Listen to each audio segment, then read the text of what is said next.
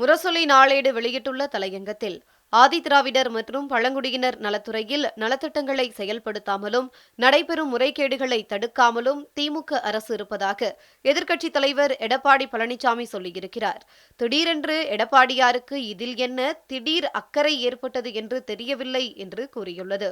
அவரது ஆட்சி காலத்தில் ஏராளமான திட்டங்களை தீட்டியதாகவும் திமுகவின் 41 மாத கால ஆட்சியில் ஆதிதிராவிடர் நலத்துறை செயல்படுகிறதா என்ற சந்தேகம் அனைவரிடமும் எழுந்துள்ளதாகவும் எடப்பாடி பழனிசாமி சொல்லியிருக்கிறார் என்றும், தானும் ஏதோ செயல்படுகிறேன் என்பதை காட்டிக் கொள்வதற்காக இப்படி ஏதாவது ஒரு அறிக்கை உளறலை வெளியிடுவது பழனிசாமியின் பழக்க வழக்கமாக ஆகிவிட்டது என்றும் முரசொலி நாளேடு சாடியுள்ளது. மு.க.ஸ்டாலின் தலைமையிலான திமுக அரசு ஒரு கட்சியின் அரசாக இல்லாமல் தமிழினத்தின் அரசாக செயல்பட்டு வருவதாக குறிப்பிட்டுள்ள முரசொலி நாளேடு, திராவிட மாடல் அரசாக இதனை நடத்தி வருகிறார் முதலமைச்சர். ஒரு சமூக நீதி அரசு எப்படி செயல்பட வேண்டுமோ அப்படி செயல்பட்டு வருவதை நாட்டு மக்கள் நன்கு அறிவார்கள். பழனிசாமி இதை அறிய மாட்டார். எந்த சமூக மக்களுக்கும் அநீதி இழைக்காமல் நீதி வழங்கும் அரசாக திமுக அரசு செயல்பட்டு வருகிறது. அதிலும் குறிப்பாக பட்டியலின மக்களின் பாதுகாவலராக முதலமைச்சர் இயங்கி வருகிறார் என்றும் பாராட்டு தெரிவித்துள்ளது. அண்ணல் அம்பேத்கர் பிறந்த நாளான ஏப்ரல் 14ஆம் நாளை சமத்துவ நாளாக அறிவித்து அன்று அனைவரையும் உறுதிமொழி எடுக்க வைத்தது முதலமைச்சரின் மகத்தான சாதனையாகும் என்று முரசொலி நாளேடு சுட்டிக்காட்டியுள்ளது. கடந்த அதிமுக ஆட்சியில் 7 ஆண்டுகளாக விதி 16 தாழ்த்தப்பட்டோர் பழங்குடியினர் தடுப்பு விதிகள் 1995 படி கூட்டப்பட வேண்டிய மாநில அளவிலான விழிப்புணர்வு கூட்டம் நடைபெறாமல் இருந்தது. 2013ஆம் ஆண்டு மட்டும் ஒரு முறை நடந்தது. 16 விதியின்படி மேற்படி மாநில விழிப்புணர்வு கமிட்டி கூட்டம் ஆண்டுக்கு 2 முறை நடத்தப்பட வேண்டும் என்று கூறப்பட்டுள்ளது. அதனையே அதிமுக ஆட்சியில் நடத்தவில்லை என்று முரசொலி நாளேடு குற்றம் சாட்டியுள்ளது. பல ஆண்டுகள் இந்த கூட்டம் நடக்காமல் இருந்ததை சுட்டிக்காட்டி கோவையைச் சேர்ந்த வழக்கறிஞர் என். பன்னீர்செல்வம் சென்னை உயர்நீதிமன்றத்தில் வழக்கு தாக்கல் செய்தார்.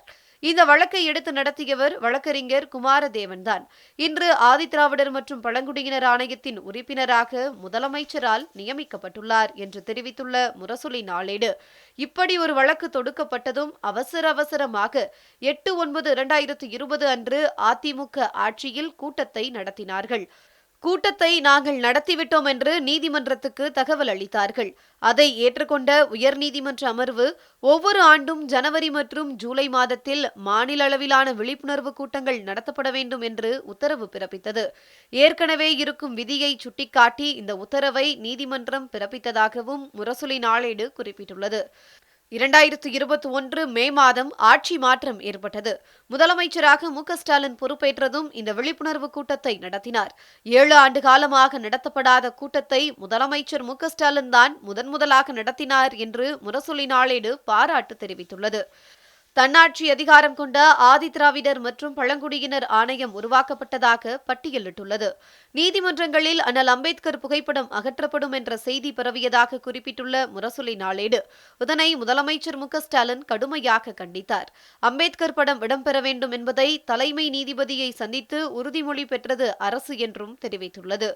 விடுதலை சிறுத்தைகள் கட்சித் தலைவர் தொல் திருமாவளவனின் கோரிக்கையை ஏற்று சென்னை அம்பேத்கர் மணிமண்டபத்தில் அண்ணல் சிலையை அமைத்து திறந்து வைத்தார் முதலமைச்சர் என்றும், திமுக துணை பொதுச் செயலாளரும் நாடாளுமன்ற உறுப்பினருமான ராசா அண்ணல் அம்பேத்கருடைய தேர்ந்தெடுக்கப்பட்ட நூல்களை தமிழில் வாசிக்க வாய்ப்பாக மொழிபெயர்த்து புதுப்பிக்க வேண்டும் என்று கோரிக்கை விடுத்தார். அந்த கோரிக்கையும் ஏற்றுக்கொள்ளப்பட்டு தமிழக அரசால் அண்ணலுடைய தேர்ந்தெடுக்கப்பட்ட நூல்கள் செம்பதிப்பாக தமிழில் வெளியிடப்படும் என்று அறிவிப்பு செய்துள்ளார் முதலமைச்சர் என குறிப்பிட்டுள்ள முரசொலி நாளேடு, மாநில அளவில் ஆதிதிராவிடர் மற்றும் பழங்குடியினர் சட்டப்பூர்வ உரிமைகளை பாதுகாக்கவும் அவர்களின் வாழ்க்கை தரத்தை உயர்த்துவதற்கான உரிய ஆலோசனைகளை வழங்கவும் இந்த ஆணையம் உருவாக்கப்பட்டுள்ளதாகவும், தினம்தோறும் இந்த அமைப்பு விசாரணைகளை நடத்தி உத்தரவுகளை பிறப்பித்து வருவதாகவும், இந்த ஆணையத்தை பழனிசாமி தனது ஆட்சியில் அமைக்கவில்லை என்றும் கூறியுள்ளது.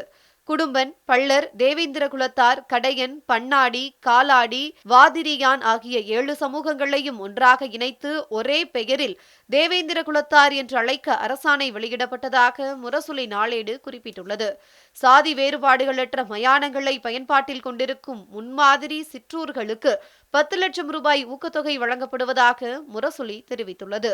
மேலும் புதிரை வண்ணார் நலவாரியத்தை மேம்படுத்த 10 கோடி ரூபாய் ஒதுக்கீடு செய்யப்பட்டதாகவும் முரசொலி நாளேடு தெரிவித்துள்ளது.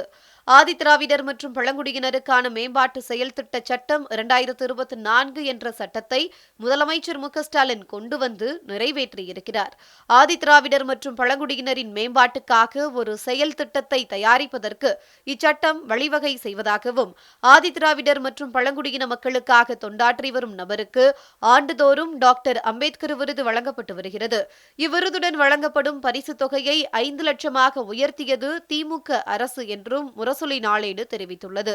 மேலும் மக்களிடையே தீண்டாமைக்கு எதிரான விழிப்புணர்வை ஏற்படுத்துவதற்காக ஆண்டுதோறும் ஜனவரி மாதம் 24ஆம் தேதி முதல் 30ஆம் தேதி வரை மனிதநேய வார விழா நடத்தப்பட்டு வருவதாகவும், வன்கொடுமைகளால் பாதிக்கப்பட்டவர்களுக்கு சமூகத்தில் எவ்வித வேறுபாடுமின்றி பிறர் போற்ற வாழ வேண்டும் என்ற எண்ணத்தில் கடந்த 3 ஆண்டுகளில் 102 நபர்களுக்கு கருணை அடிப்படையில் பணி நியமனம் வழங்கப்பட்டுள்ளதாகவும், பாதிக்கப்பட்டோருக்கு வழங்கப்படும் தீருதவி தொகை உயர்த்தப்பட்டு வழங்கப்பட்டு வருவதாகவும் முரசொலி நாளேடு சுட்டிக்காட்டியுள்ளது.